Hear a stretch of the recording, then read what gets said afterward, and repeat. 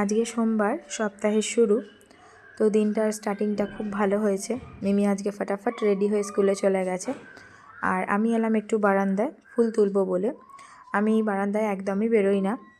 বারান্দার গাছের পরিচর্যা, বারান্দার ক্লিনিং সমস্ত কিছু আমার হাজব্যান্ডই করে। ও খুব পরিপাটি এই সমস্ত ব্যাপারে। গাছের সার দেওয়া, মাটি তৈরি করা, গাছ লাগানো, টেক কেয়ার করা, সমস্ত কিছুটা কাটিং, মানে সমস্ত কিছুটা ওই টেক কেয়ার করে। ও এইসব বিষয়ে খুব পরিপাটি। তো আমি এইসব দিকে একদমই নেই, আমি আবার উল্টো লেজি পারসন।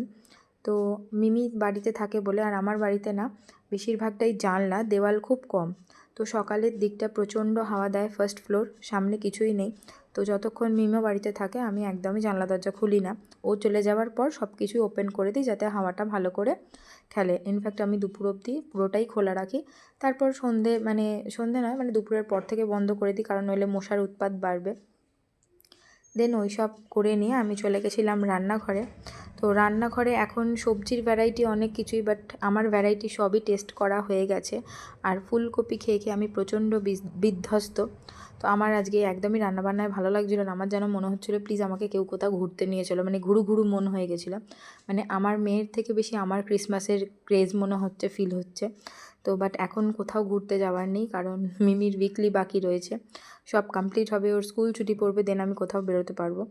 তো এরকম একটা ডিমও বয়েল করে নিয়েছিলাম, 2টো ডিম কাট করে নিয়ে একটু গুঁড়ো লঙ্কা নুন দিয়ে ভেজে, ব্যাস আর কিছুই না। আমার মাঝে মধ্যে একটু এরকম উল্টো পাল্টা খেতে ইচ্ছা করে। তো বাট টেস্টি হয়েছিল তরকারিটা। আর মিমির জন্য ছিল ম্যান্ডেটারি, ওর যেরকম একটা মাছ ভাজা, ধনেপাতা দিয়ে ডাল। তো সমস্ত কিছুটা মিলিয়ে এটাই ছিল আজকে আমাদের লাঞ্চ। তো চলো আজকে ভিডিওটা এখানেই শেষ করছি। দেখা হবে নেক্সট ব্লগে। Till then tata, bye bye, take care.